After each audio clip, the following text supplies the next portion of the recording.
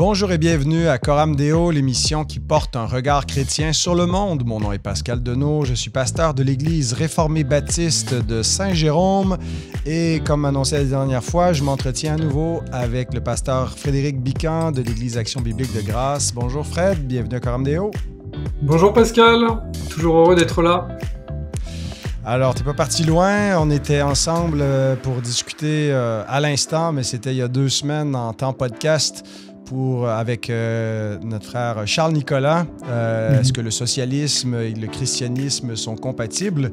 Et en réfléchissant, en préparant cette émission, on s'était dit que ça pourrait être utile de poursuivre la réflexion et la discussion sur un autre problème, le christianisme identitaire ou le nationalisme chrétien. Je ne sais pas si vous parlez de cela de cette façon-là, dans ces termes-là, côté Europe, mais ici, on entend beaucoup parler, aux États-Unis en particulier, là, du nationalisme chrétien. Beaucoup ont associé la droite américaine, la droite chrétienne, la montée de la ressurgence de Donald Trump avec un nationalisme chrétien. Finalement, on veut réintégrer une sorte de patriotisme, de fierté de la patrie, mais qui est associé à des valeurs chrétiennes fortes.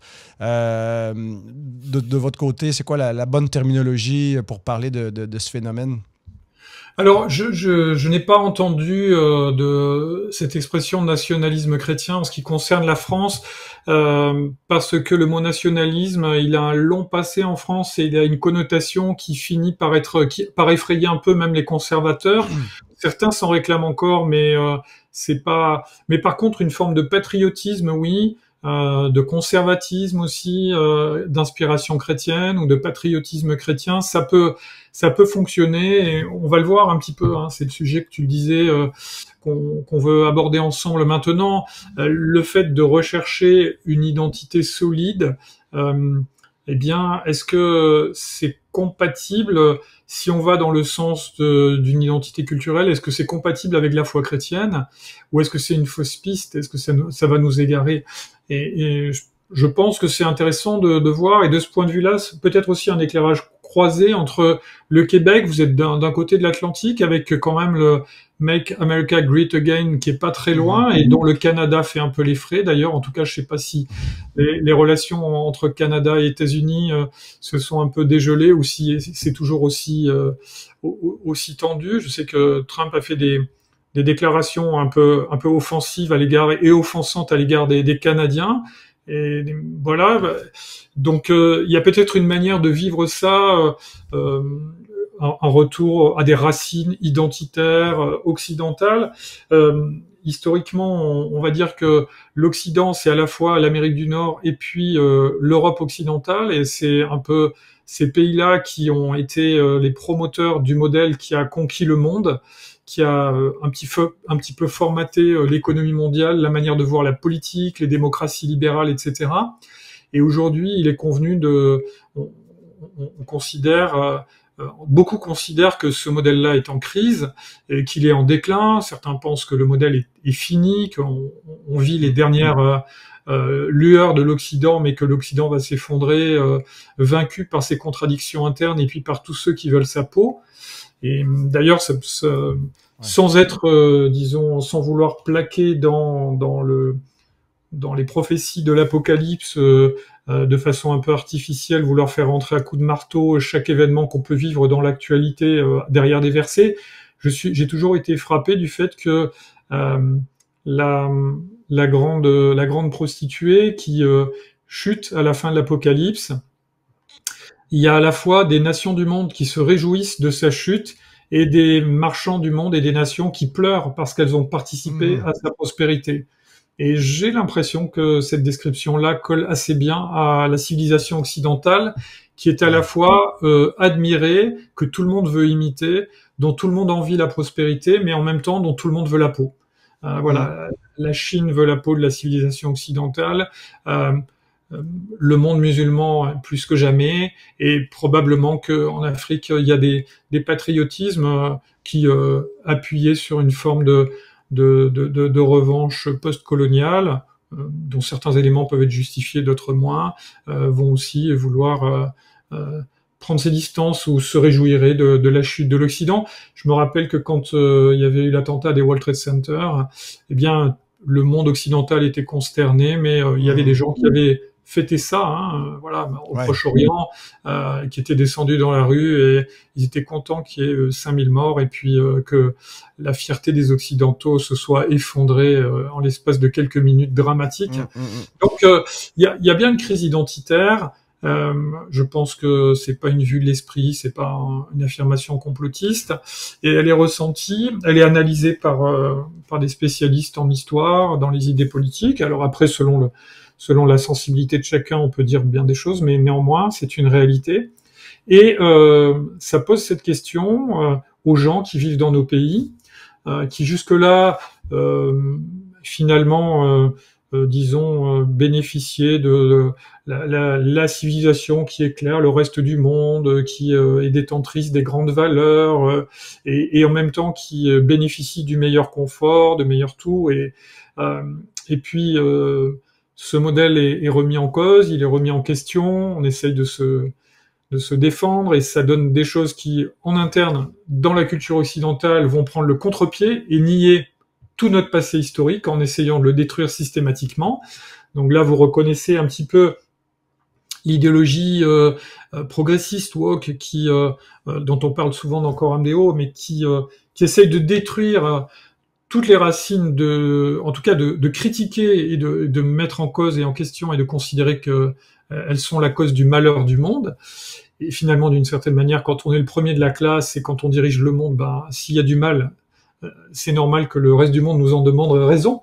Et donc le wokisme questionne la culture occidentale en critiquant tout ce que la culture occidentale a pu apporter. Peut-être que parfois il jette le bébé avec l'eau du bain.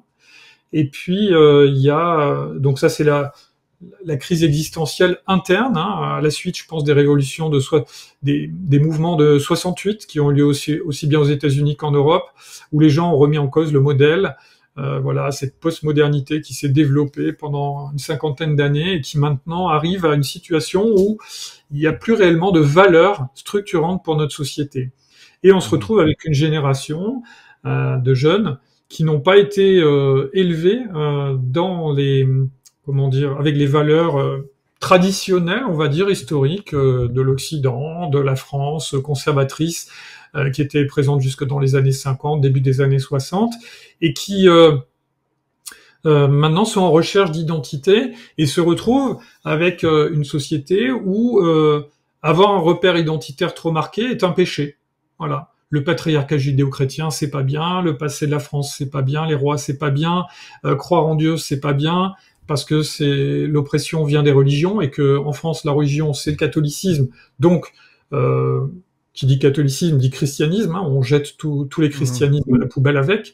Et cette tendance-là, qui est présente dans la postmodernité, dans les mouvements progressistes, très anti-chrétiens, régulièrement dans les manifestations de rue, on voit des panneaux à mort le patriarcat judéo-chrétien, comme si le patriarcat le plus violent était celui de l'Occident. Voilà. Quid du patriarcat d'Afghanistan ou de Chine ou de certaines sociétés, disons, d'Afrique, d'Amérique du Sud. On tape sur l'Occident parce que c'est lui le grand Satan, comme diraient les musulmans. Et cette disons, mise en cause forte de l'identité occidentale, pour raccourcir, je vais parler de ce que je connais, donc de l'identité française, elle interpelle un certain nombre de jeunes qui, dans la société, eux, ne se satisfont pas du wokisme, ne se satisfont pas d'une postmodernité où il n'y a aucun repère, où la seule chose qui est ouverte en dehors d'une éventuelle recherche du bien-être personnel, c'est l'incertitude. Tu peux choisir ce que tu veux, tout peut changer d'un moment à l'autre, tu peux même changer de sexe, d'identité, peu importe. Rien n'est grave, rien n'est important, du moment que c'est ce que tu ressens. On a l'impression qu'on fait plaisir aux gens, mais en réalité, quand on casse tous les repères, on est perdu et on est déstabilisé. Et on ne peut pas se projeter de façon solide.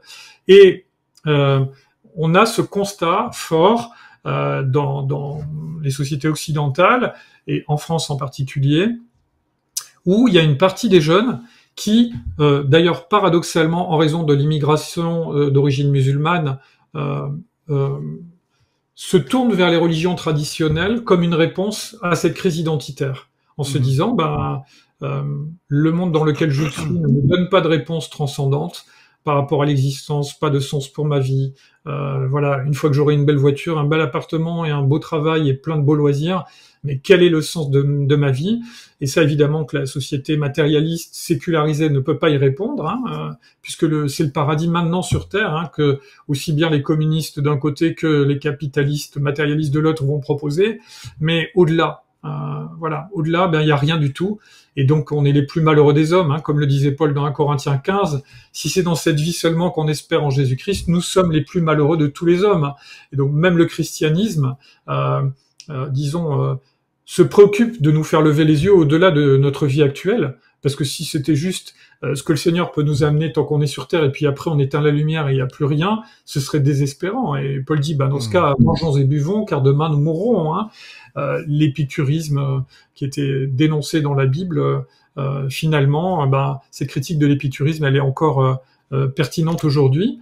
Et il y a une partie des jeunes de France, et je pense d'Europe, quand on entend le succès des mouvements populistes, conservateurs ou néoconservateurs, il n'y a pas que les USA qui veulent être great again, il y a beaucoup de la nostalgie d'un passé prestigieux qu'on a idéalisé, avec une vision romantique des choses, et qui s'appuie aussi sur des événements réels. C'est vrai que l'Occident a dirigé le monde, et alors pourquoi ce n'est plus le cas aujourd'hui? Pourquoi on ne pourrait pas retrouver cela? Eh bien, une partie des jeunes vont se tourner vers des identités fortes. Donc, pour les progressistes, ça va être des mouvements très militants, végans, LGBT+, etc., mais qui sont des mouvements très très militants. Là, on n'est pas dans le respect de l'opinion de l'autre, on n'est pas dans l'humanisme et le dialogue respectueux, on est dans la confrontation assez violente. Et puis, dans les mouvements plutôt identitaires, conservateurs de l'autre côté de l'échiquier politique, on va essayer de retrouver des racines, des fondamentaux historiques, de dire on va se rattacher à la France de Louis XIV, de Napoléon, de Charlemagne, de Clovis, des rois de France, etc. Ou la France qui a été prestigieuse, ou même la période de l'âge d'or de la République, qui avait un grand empire colonial, qui a essayé de porter de la lumière aux nations. Il y avait cette idée-là, très prétentieuse, très française, très arrogante, mais qui correspond à n'importe quelle civilisation qui a été brillante. Je veux dire, quand on a du succès, si on regarde pas au Seigneur, le danger, c'est qu'on devienne orgueilleux et arrogant. Et ce phénomène-là, eh bien, il produit dans la jeunesse en France deux éléments qui sont significatifs et qui concernent aussi les jeunes qui ont grandi dans le milieu évangélique.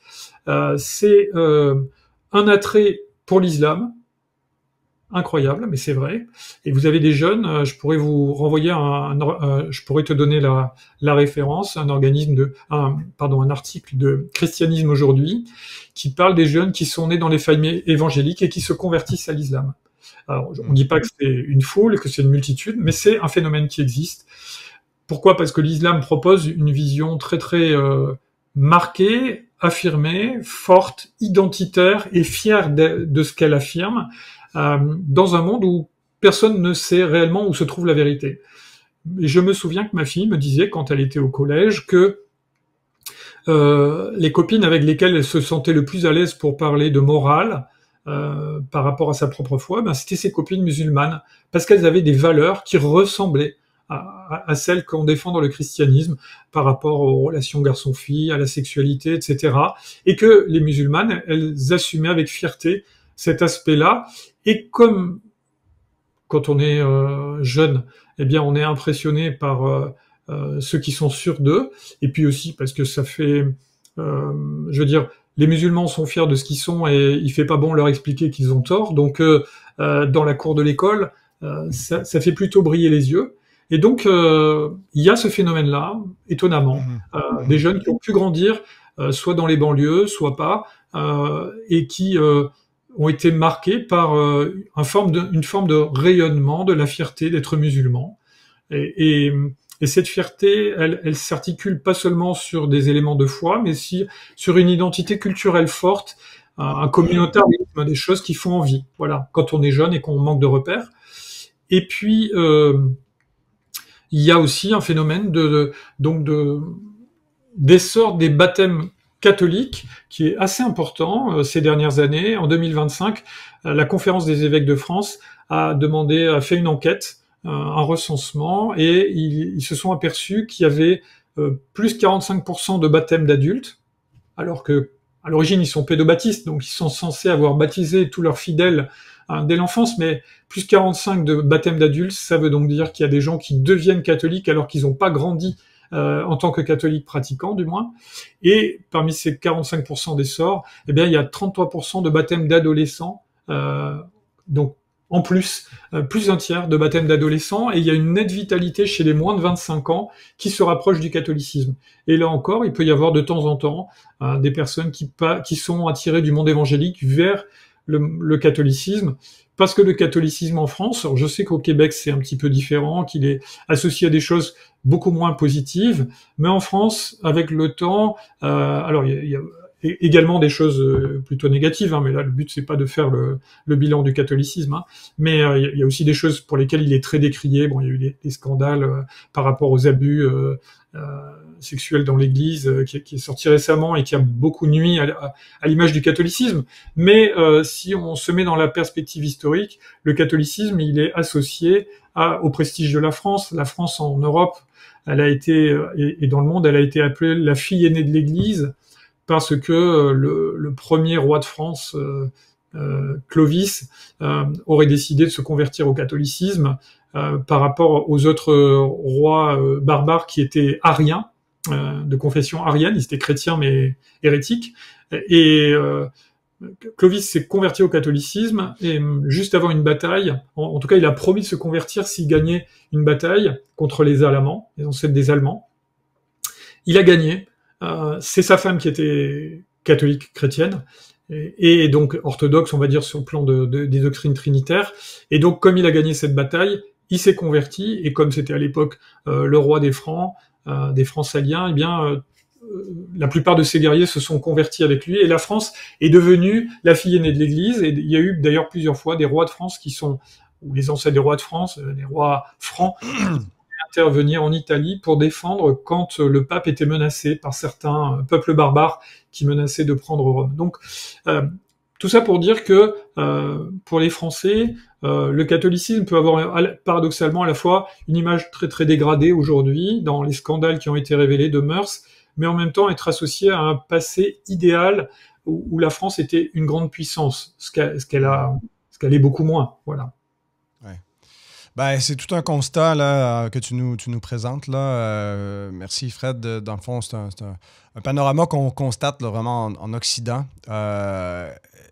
La perte des repères, c'est une des choses que je vois souvent chez les jeunes. Une perte de repères à la fois dans la culture. On est rendu multiculturel, donc on n'a plus un ciment identitaire pour nous identifier. Qu'est-ce qu'on est exactement? On est un peu de tout, et puis en même temps, on n'est rien. Alors, on cherche une identité. Mais perte de repères, de transcendance.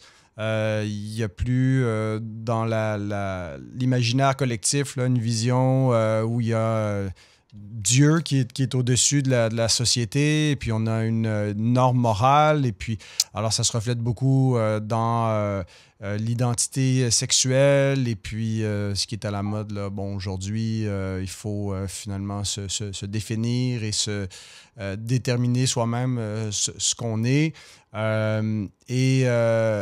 Donc, cette confusion avec le sécularisme qui est on veut plus du tout, on veut que l'État soit neutre, mais que toutes les institutions soient neutres. On veut déconfessionnaliser au maximum tous les secteurs publics de la société.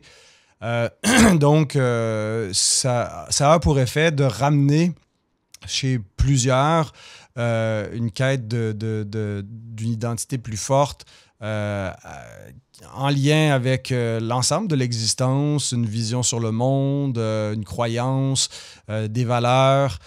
Et le christianisme est un bon candidat pour cela. Et d'ailleurs, même dans nos rangs, les rangs conservateurs évangéliques, certains vont promouvoir cette vision d'un christianisme identitaire jusqu'à un certain point en disant que la fin de la chrétienté, où tout le monde en Occident appartenait à une confession chrétienne ou une autre, ou était au moins culturellement chrétien, même s'il n'étaient pas forcément des adhérents de cœur, que c'était quelque chose qui est un peu l'âge d'or du christianisme. Tu as parlé de l'époque de Clovis où ça commence, mais on peut reculer jusqu'à Constantin. Puis tout l'idéal du constantinisme, finalement, pour certains, c'est leur vision de la société chrétienne. C'est pas comme une erreur là, de parcours dans l'histoire de l'Église, dans l'histoire du christianisme. C'est pas une anomalie. La chrétienté, c'est l'idéal à atteindre, à viser. Certains même que j'ai reçus à Coram Deo là, qui ont un peu cet idéal-là parce qu'ils voient que la grande mission, c'est pas juste de faire des disciples individuellement qui vont naître de nouveau, mais c'est de faire des nations chrétiennes. Aller faites de toutes les nations des disciples. Alors, lorsqu'un chef d'État se convertit, il devrait normalement amener aussi une sorte d'uniformité religieuse. C'était aussi la thèse là, de Léonard Verdoin, entre autres, pour expliquer le pédobaptême. On a une uniformité sociale, une uniformité religieuse, puis il y a une espèce de saut entre les deux qui te fait à la fois citoyen au niveau civil, mais aussi quelqu'un qui appartient à la religion.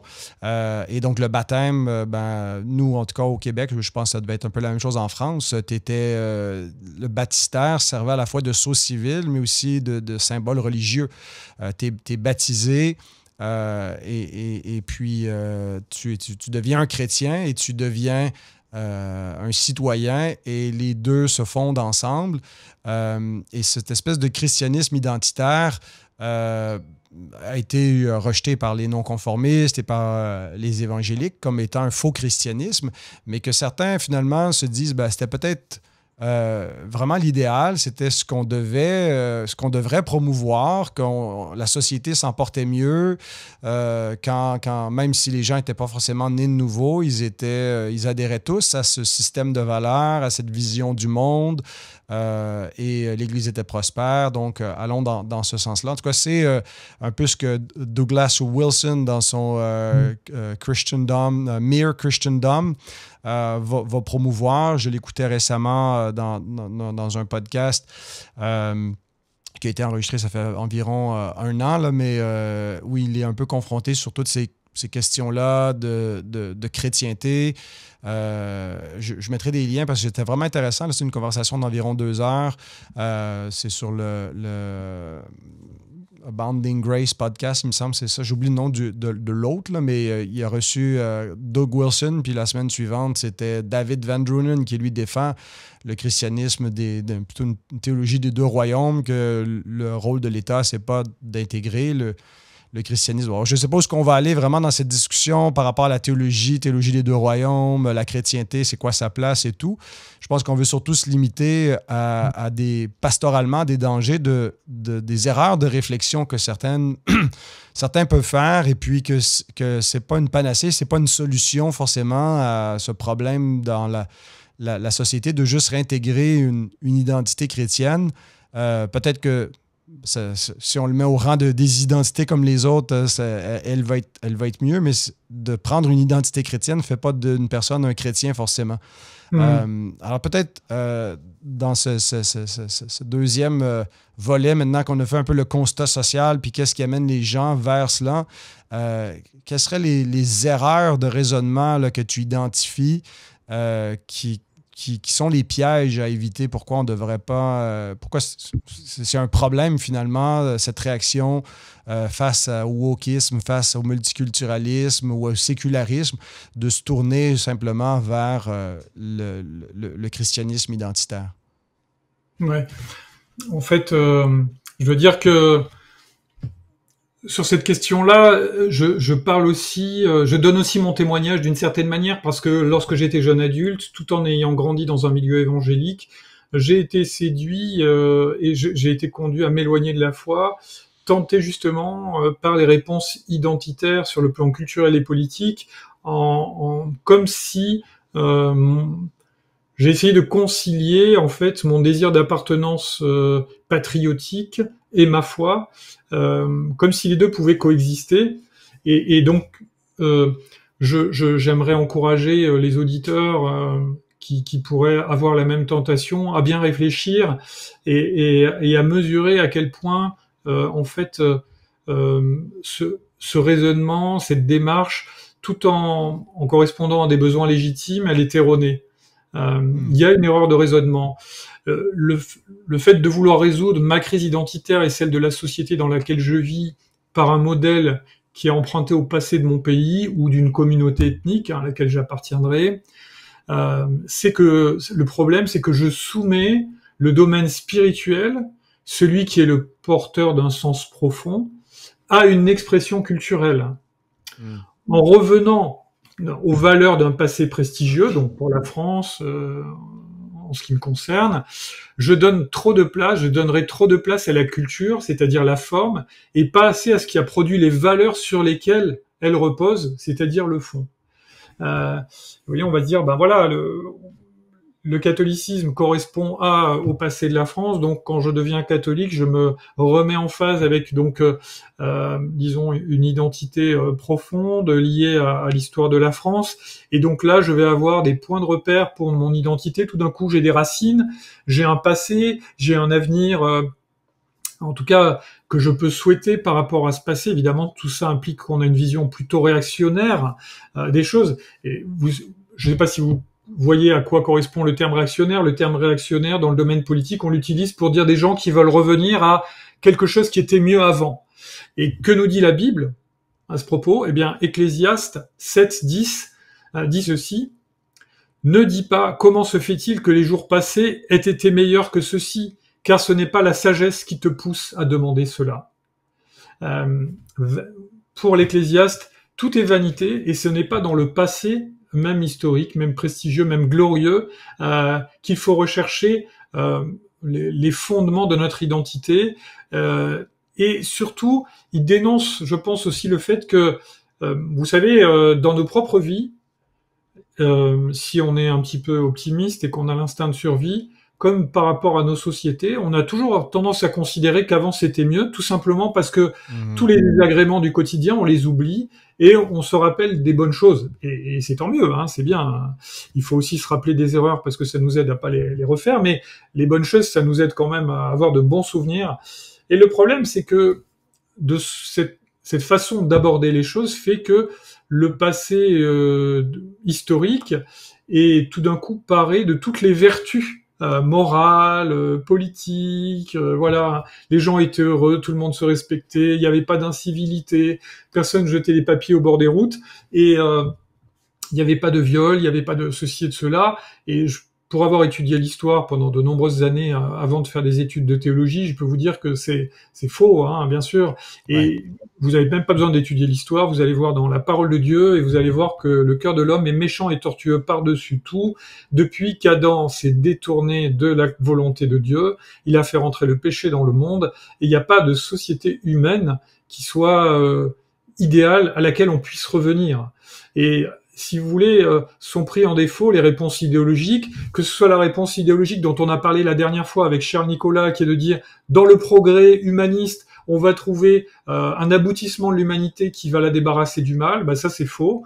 Mais dans le passé historique, aussi prestigieux soit-il, on va pas non plus trouver une réponse satisfaisante. C'est une erreur de raisonnement. Ce n'est pas en retrouvant une forme que une forme même sincère, même avec des pratiques et des choses qui seraient vigoureuses et appuyées sur une forme de militantisme, que on trouverait la paix du cœur et qu'on serait dans ce qui est juste. Et à mon avis, de vouloir faire coïncider la foi et un patriotisme qui serait militant, risquerait de nous faire tomber dans des rails qui ne sont pas les bons. Peut-être qu'il peut y avoir à un moment des rails qui sont parallèles, mais sur certaines questions, la foi va m'entraîner loin de ce qui exigerait le patriotisme et vice-versa. Et à un moment, il va falloir que je choisisse sur lequel des rails je veux rester. Et c'est ce que j'ai dû faire pour moi-même dans le passé. Je me suis aperçu que le Seigneur m'a vraiment montré que en aimant beaucoup mon pays et en voulant militer dans des mouvements qui voulaient lui faire retrouver du prestige, je m'étais grandement éloigné de la foi et j'avais dérogé à beaucoup de ses commandements, notamment celui de l'amour du prochain, même si c'est pas le seul commandement auquel il faut obéir, c'est quand même un commandement qui est un marqueur de notre respect de l'enseignement de Christ.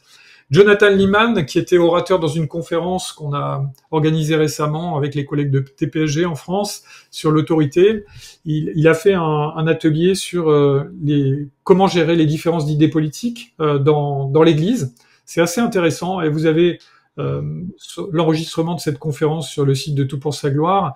Et en écoutant, j'ai noté ça, il souligne qu'un chrétien a plus en commun avec ses frères des autres pays qu'avec ses propres compatriotes. Et il disait ça parce que il nous disait, nous aux États-Unis, voilà comment ça se passe, et vous, quelles sont les idées qui pourraient amener le trouble dans l'Église. Et lui, il regrettait qu'il y avait certaines églises américaines qui avaient la mauvaise habitude de mettre un drapeau américain à l'endroit de la chaire, plutôt que de chercher à promouvoir l'Évangile. Voilà. Ouais. Et ça veut pas dire que on n'est pas en train de dire ni Jonathan Leeman, ni Pascal, ni moi que c'est mal d'aimer son pays. Et on va le voir, hein, on peut être fier et respectueux de son pays et le Seigneur nous bénit. Voilà, je suis pas en train de dire que on doit détester le pays dans lequel le Seigneur nous a mis sous prétexte qu'on est chrétien. Mais ne croyons pas que en nous attachant à survaloriser un passé historique un peu idéalisé, un peu mythique, un peu légendaire comme ça, on va ramener le bonheur à l'endroit où on vit, on va régler les choses. La seule chose qui peut régler le mal, c'est Jésus-Christ. La seule personne qui peut régler le mal, c'est Jésus-Christ. La seule chose qui peut régler le mal, c'est l'évangile de Jésus-Christ. Toutes les autres solutions sont des erreurs. Croyez-moi, j'en ai fait l'expérience. Quand on veut s'attacher à autre chose que l'évangile, on devient malheureux. On devient malheureux et on devient prisonnier d'une idéologie trompeuse, aussi bien intentionnée soit-elle, et même si elle tente de répondre à des besoins réels, les idéologies sont trompeuses, qu'elles soient de droite ou qu'elles soient de gauche. Et le risque, c'est que on oublie la gloire de Dieu pour s'attacher à la gloire des hommes. C'est ça le problème, hein, des démarches identitaires.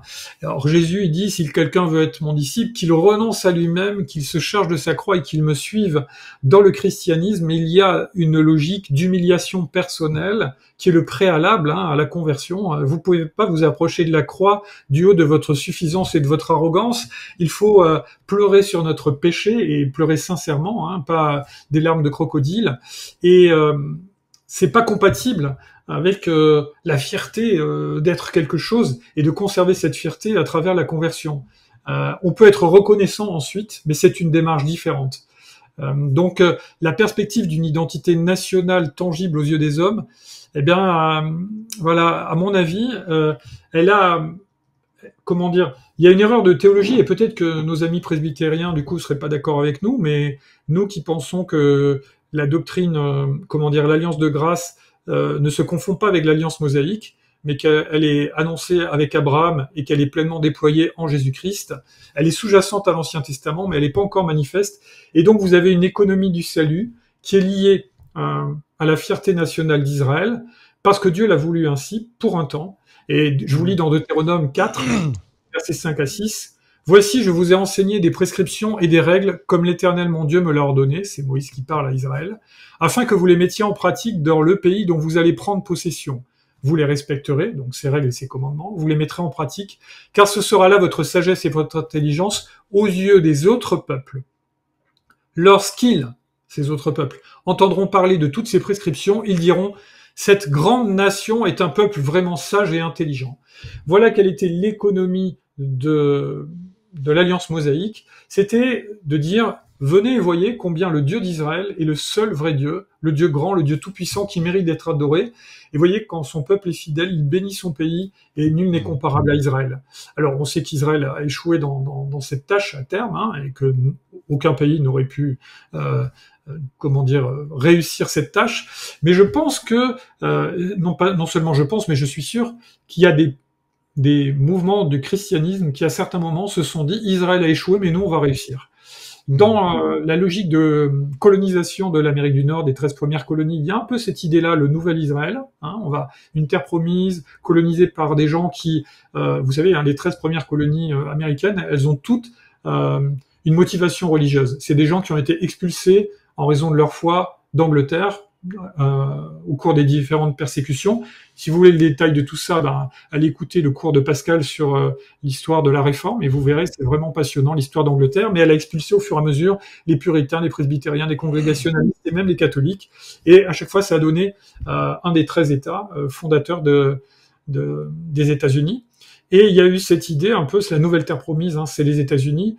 L'Afrique du Sud, pendant un temps, a aussi pensé être cette nouvelle terre promise, avec une forme d'institutionnalisation d'un racisme, voilà, soi-disant vouloir trouver dans la malédiction de Cham, le fils de Noé, la malédiction de Canaan et de tous ses descendants, et d'associer comme ça un racisme officiel qui aurait un fondement biblique, ce qui est vraiment un détournement. Et vous voyez, on peut pas, on n'est pas, la volonté de Dieu, c'est pas que quelqu'un prenne politiquement, patriotiquement, la suite d'Israël, là où Israël aurait échoué.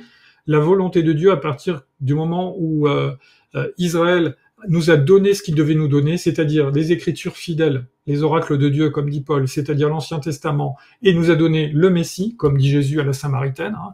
Le salut vient des Juifs, et il parle non seulement des écritures saintes, mais aussi du fait que le Messie va venir, qui est le sauveur du monde.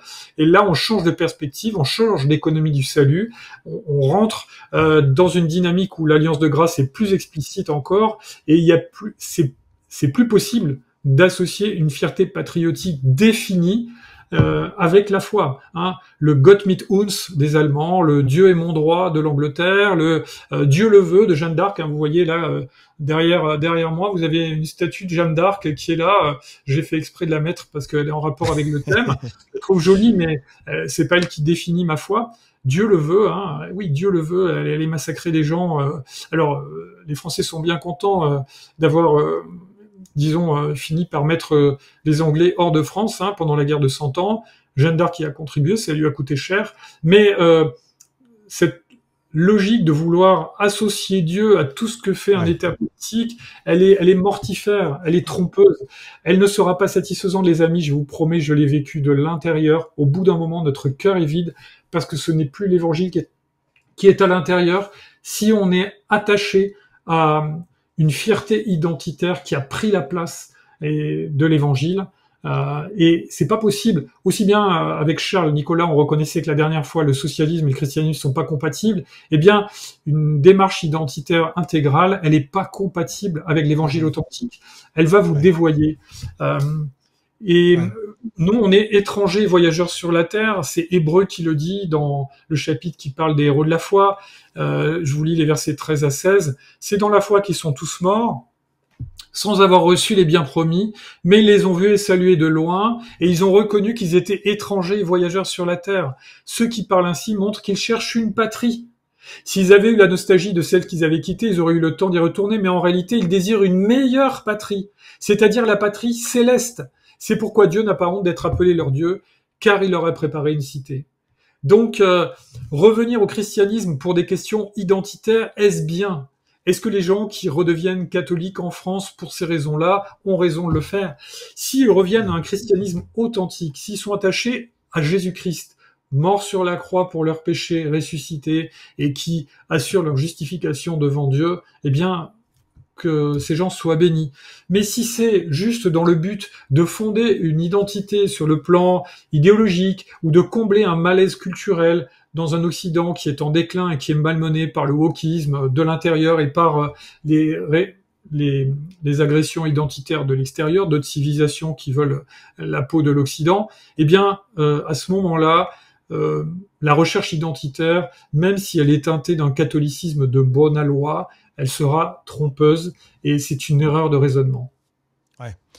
Ouais, Fred, beaucoup d'éléments de vérité que tu nous dis là.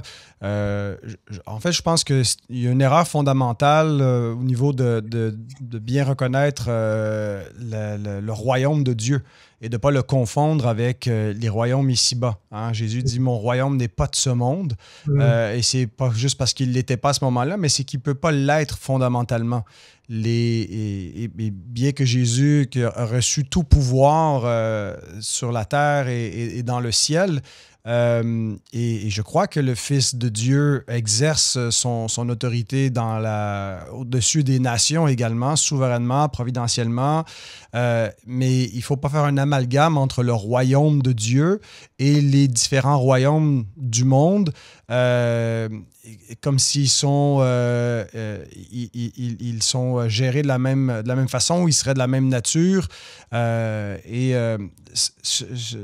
Tu as évoqué un peu plus tôt chez les pédobaptistes, chez les presbytériens en particulier, où ils intègrent, mais ce n'est pas propre seulement au presbytérianisme. On retrouve ça, je pense, dans le christianisme qui a une place pour un christianisme d'État. C'est l'idée que on peut être un chrétien par l'esprit, chrétien né de nouveau, chrétien qui a la vie éternelle, mais il existe pour eux une catégorie de chrétiens nominal, mais qui appartient au vrai christianisme néanmoins, même s'ils ne sont pas sauvés. Par exemple, des baptêmes de masse, des baptêmes, des conversions, comme ça avait lieu quand on évoquait des rois ou des princes ou des empereurs qui entraient sous le christianisme, sous la gouverne de Christ, mais tout leur peuple entrait avec eux. Et les gens se faisaient baptiser, mais sans aucun changement. Il n'y a pas eu un changement de cœur, mais on a une nouvelle religion qu'on apprend à observer, mais on demeure un païen intérieurement, on demeure un inconverti, un incirconcis du cœur. Dans notre ecclésiologie baptiste ou réformée baptiste, on exclut cette catégorie d'un christianisme externe. Mais dans la théologie réformée classique, qui reste en continuité avec ces églises qu'on a reçues au Moyen-Âge, les églises de multitude. Les réformateurs ont hérité d'un christianisme national, d'un christianisme d'État où tout le monde est chrétien dans la société. Ce n'est pas des sociétés pluralistes, il n'y a pas des musulmans d'un côté, des bouddhistes et un peu tout le monde. L'État essaie de prendre une posture un peu de neutralité par rapport à ce pluralisme et puis qu'on s'assure que tout le monde vive en paix. Au contraire, l'État était confessionnel, le prince est chrétien. Et puis ça a fait des guerres de religion entre différentes confessions chrétiennes. Mais les premiers réformateurs n'ont pas rejeté ce modèle social et donc l'Église est restée vraiment intégrée dans une société chrétienne. Puis on a plutôt essayé d'expliquer une sotériologie biblique, une bonne doctrine du salut biblique, mais avec une ecclésiologie qui venait davantage du Moyen Âge, qui venait de bifurcation de l'enseignement biblique. Et puis on essaie de le justifier avec une notion d'église mixte, que l'église peut être mixte et qu'il existe une telle chose qu'une identité chrétienne sans être une nouvelle créature. Mais Paul la réfute quand il dit que c'est rien d'être circoncis ou incirconcis, il n'y a plus ni barbare ni scythe et que tous les éléments de notions sociales et terrestres appartiennent à l'ancien ordre et que maintenant, ce qui compte, c'est d'être une nouvelle créature en Christ. Et ça, on ne peut pas le créer. C'est Dieu qui le crée au travers des moyens de grâce lorsqu'on prêche l'Évangile. Mais si quelqu'un ne confesse pas Jésus-Christ dans une pleine obéissance, ben, il n'est pas un disciple. Et puis, je ne dis pas qu'on ne peut pas voir des réveils à l'échelle nationale et puis voir de grandes masses entrer dans le christianisme, mais il faut quand même filtrer. On ne peut pas juste laisser entrer n'importe qui, n'importe comment dans l'Église et puis faire juste des baptêmes superficiels. Et donc, ça a en quelque sorte purifié le christianisme lorsque l'État a arrêté, en fait, lorsqu'il n'y avait plus un incitatif culturel à juste être un chrétien. Bon, on veut revenir à ça et je pense qu'il y a peut-être un mouvement que Dieu peut utiliser qui peut amener vers un réveil ou conduire vers une vraie foi ou des gens en quête d'une identité et tout ça, parce que ceux qui le font, c'est pas parce qu'ils sont menacés par l'épée ou d'exclusion sociale. En fait, c'est même parfois au détriment de certains avantages qu'on devient chrétien. Donc, je pense qu'il peut y avoir quelque chose de positif, espérons-le, et peut-être que ça fait partie des aspects, parce que je ne veux pas juste avoir l'air de décrier les églises de masse comme si il n'y avait rien que Dieu a fait là-dedans. Je pense que Dieu a utilisé des erreurs, à la fois des réformateurs ou des théologiens du Moyen Âge ou des structures de l'Église pour sauver, sans dire que c'est l'idéal vers lequel on doit revenir. Mais une des choses, je pense qu'on doit, c'est oui, de promouvoir la vision du monde chrétienne et puis d'avoir une fierté, hein, une fierté de ce qu'est la foi chrétienne et l'Église, et puis au travers de ce regain d'intérêt qui est promu ici et là, parfois pour différentes raisons, ben, Christ peut être véritablement annoncé, comme Paul dit. Il y en a qui le font pour des mauvais motifs, mais je me réjouis néanmoins que Christ est annoncé. Et donc, Dieu peut utiliser cela aussi pour amener véritablement des personnes, mais il faut quand même garder les structures bibliques telles qu'elles nous ont été données, et puis s'en tenir au cœur de l'Évangile et du vrai message chrétien, et qu'un chrétien, pas juste ça n'existe pas un chrétien externe. L'apôtre Jean dit « ne sont pas des nôtres ». Tous qui sont avec nous ne sont pas des nôtres. Alors, l'idée, c'est pas d'en intégrer le plus possible qui ne sont pas des nôtres, mais de s'assurer que ceux qui professent la foi en Christ sont véritablement des disciples et pas juste des gens qui sont là pour les mauvaises raisons, parce qu'ils n'aiment pas le wokisme, parce qu'ils n'aiment pas les idéologies vers lesquelles le monde tend et qu'ils veulent retrouver quelque chose, mais d'en faire des vrais disciples. Et c'est pas par la politique, c'est par la prédication de l'Évangile. Je suis d'accord. Et si tu veux, pour terminer sur cette question-là, il faudrait se dire, moi je pense qu'il y a une fierté à retrouver en tant que chrétien aujourd'hui, parce que dans notre désir de proclamer l'évangile, et un évangile qui soit bienfaisant pour tous, on oublie que on peut être fier d'une forme d'identité, mais cette identité, évidemment, elle repose pas sur nous. C'est pas nous qui assurons la solidité de l'identité. Heureusement d'ailleurs, parce que sinon, comme je viens de l'exprimer précédemment, elle serait décevante, cette identité, si c'est moi qui en assurais la teneur, moi ou le passé de mon pays et ce que j'en imagine.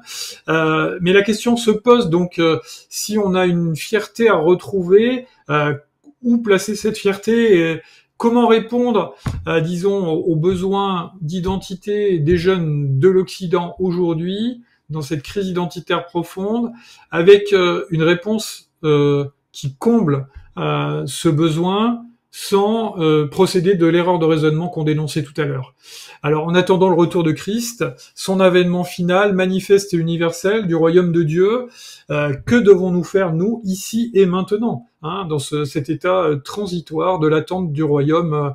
Alors, le royaume a commencé quand Christ s'est assis à la droite de Dieu, mais nous ne voyons pas encore que toute chose lui soit soumise. Quand il reviendra, là, ce sera différent. On n'aura plus à se poser de questions d'identité patriotique. Là, ce sera clair pour tout le monde. Mais nous, en attendant, qu'est-ce qu'on fait dans cette vie-ci? Alors, je dirais, premier élément, ne soyons pas ingrats ni indifférents au pays dans lequel Dieu nous a placés. Ce n'est pas un péché d'aimer le pays dans lequel je suis né, la culture dans laquelle j'ai grandi. On peut être chrétien et être fier d'être français, d'être québécois. Moi, je trouve que le drapeau, j'aime beaucoup le drapeau québécois parce que il parle à la fois du passé du Québec, mais aussi du passé de la France. Hein, quand les rois de France ont colonisé comme ça une grosse partie de l'Amérique du Nord, malheureusement, on n'a pas été très bon pour conserver tout ça et on s'en est servi un peu comme de variable d'ajustement dans nos guerres contre les Britanniques. Mais n'empêche que, voilà, on peut être fier du pays où on est. En tout cas, reconnaissant, voilà, reconnaissant plutôt, disons, ou alors pas que ce soit une fierté mal placée, je vais pas utiliser le mot fierté, mais reconnaissant, content d'être français, d'assumer notre identité, content d'être québécois, d'assumer votre identité, et on pourrait décliner ça à tous les francophones qui nous écoutent. quel que soit le pays auquel vous appartenez, je pense que vous pouvez aimer ce pays. Et même, je me demande, je crois même que Dieu nous invite non seulement à aimer ce pays, mais à prier pour lui, à être Chercher la reconnu. paix de la ville où je vous ai envoyé, hein, les Israélites en exil, et puis c'est un peu le modèle pour la vie chrétienne. Hein. On cherche la Exactement. prospérité de la ville où Dieu nous place. Mais ça implique pas seulement qu'on soit sympathique avec nos voisins, mais ça implique que finalement on essaye de bénir le pays où on est, de dire merci à Dieu pour tous les bienfaits qu'il nous donne à travers la culture, etc. Et ça nous autorise, je pense, à apprécier, à être attaché à certains éléments culturels, culinaires, sportifs. Ouais. Et autres, de littérature, d'art, d'histoire, etc. Ça nous autorise aussi à avoir, dans une certaine mesure raisonnable, je pense, un positionnement d'idées politiques, dans la mesure où ces idées, elles vont pas venir en concurrence avec la foi, et elles vont pas prendre leur place. Dans ce cas, il vaut mieux avoir pas d'idées du tout, plutôt que d'en avoir qui vont venir polluer l'évangile auquel je veux rester attaché. Je suis frappé par le fait que Calvin, l'institution de la religion chrétienne, il l'a dédicacée à François Ier, qui était roi de France à l'époque, et il espérait, comme beaucoup des protestants de l'époque, que ce roi, qui était plutôt un roi éclairé, le roi de la Renaissance, etc., serait le protecteur des protestants. Ça aurait été le premier État où ça a fini par l'être, hein, la France, puisque pendant un temps, d'Henri IV jusqu'à Louis XIV, on a pu en France être à la fois catholique et protestant, ce qui était impossible partout ailleurs. Hein. Il fallait être soit protestant dans un État protestant, soit catholique dans un État catholique, et si vous n'étiez pas dans le bon État, il fallait déménager. La France l'a vécu, mais Calvin espérait que dès François Ier, ça se ferait. Je crois qu'il y a une maladresse patriotique de certains protestants qui sont allés placarder des affiches militantes sur la chambre du roi, qui a choqué le roi, ce qu'on a appelé l'affaire des placards, et qui a poussé François Ier à devenir hostile aux protestants, alors que sa sœur Marguerite de Valois était très très ouverte et conciliante et favorable. On aurait pu, voilà, c'est regrettable. Et Calvin dédicace son institution de la religion chrétienne à François Ier et il l'exhorte. Hein, et en même temps, il veut lui démontrer que les réformés ne sont pas en train de prêcher une autre foi, mais que c'est la foi chrétienne authentique à laquelle lui-même prétend être attaché. Et je crois qu'on doit donc avoir à cœur de prier pour notre pays, d'aimer son histoire, d'aimer sa culture. Et puis, je dirais une dernière chose peut-être. Je crois que le monde évangélique, dans la façon d'exister aujourd'hui, il manque parfois un peu de virilité. Alors, je ne parle pas des milieux reconstructionnistes américains, Rushdoony, etc., qui sont peut-être hyper militants.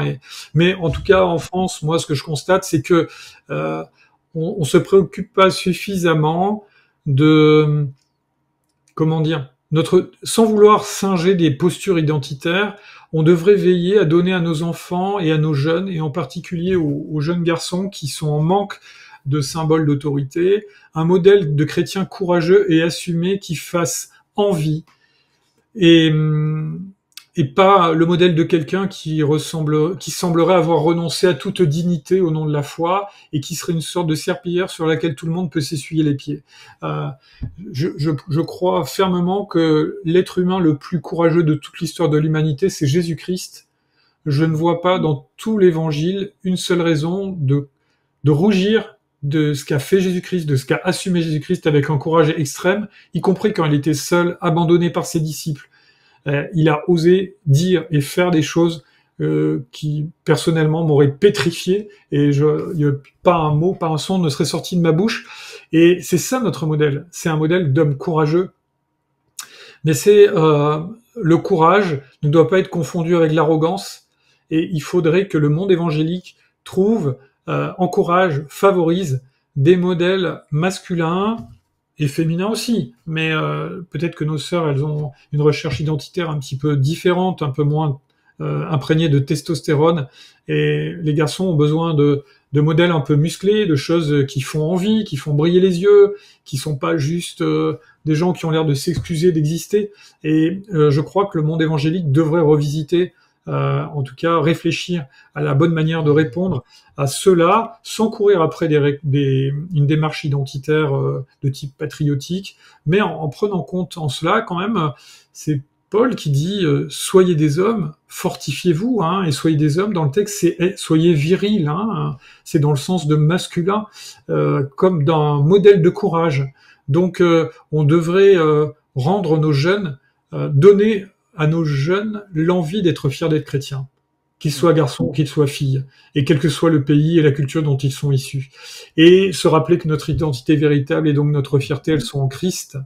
Et c'est cette identité-là qui conditionne toutes les autres, qui donne un cadre et qui permet de vivre une vie satisfaisante et stable, pleine d'un sens qui nous conduit jusque dans l'éternité, dans le royaume dont Jésus-Christ est le roi victorieux. Et là, on aura la bonne idéologie finale, mais c'est pas nous qui allons l'imposer, c'est le retour de Christ.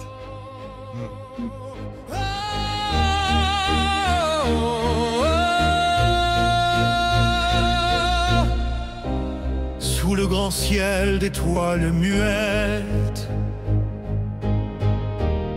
nos cœurs battent des promesses secrètes. La terre n'est qu'un sentier qui passe,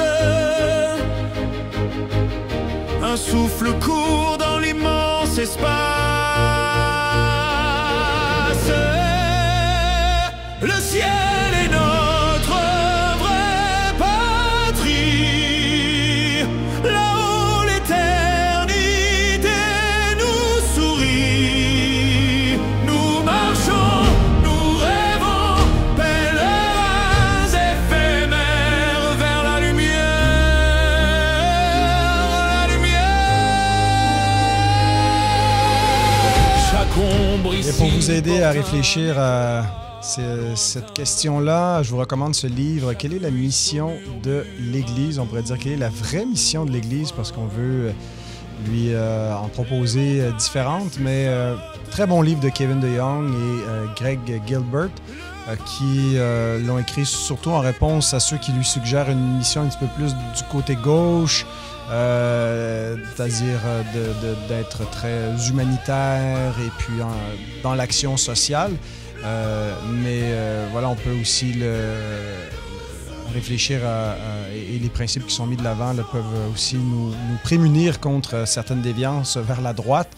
Et donc, l'idée, c'est pas juste de promouvoir une identité ou un système de valeurs, mais que la mission de l'Église, c'est de prêcher l'Évangile, c'est de mettre en pratique les moyens de grâce.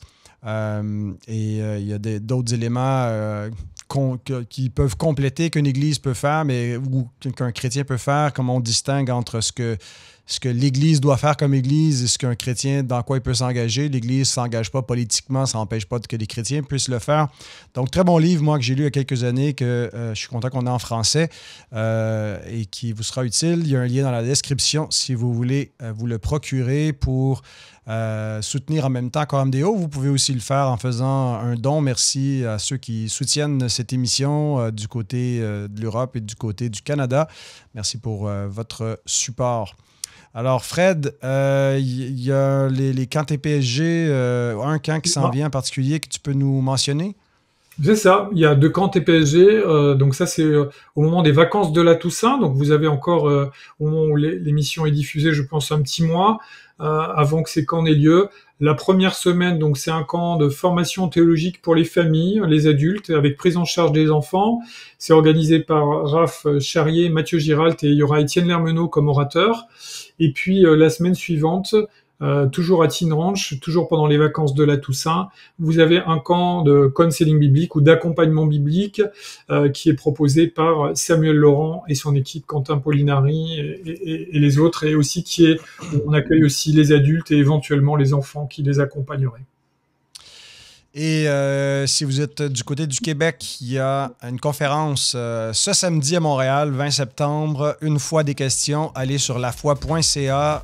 Je présume, j'espère qu'il reste encore un peu de place pour vous accueillir. Vous pouvez venir avec un groupe jeunesse et ça serait une très bonne idée. Donc, toutes les questions qui peuvent être soulevées, objectées parfois à la foi chrétienne. Alors, plusieurs bons conférenciers qui vont répondre à ces questions-là. Donc, Dieu voulant, dans 2 semaines, je reçois Paul et Mathieu Sanders, père et fils, où on va parler du pastorat de père en fils. Voilà, donc j'espère que vous serez des nôtres, mais merci d'avoir été là aujourd'hui. Merci encore à Fred Bican pour ses réflexions utiles sur le sujet d'aujourd'hui. Et puis, on vous dit à bientôt.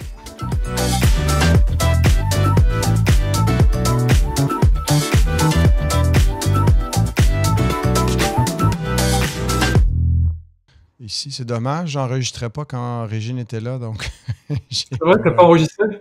Non, ben oui, j'avais arrêté l'enregistrement pour refaire le truc, puis je l'ai pas lancé. Je pensais que j'enregistrais. Voilà. Faut qu'elle revienne nous faire ses blagues.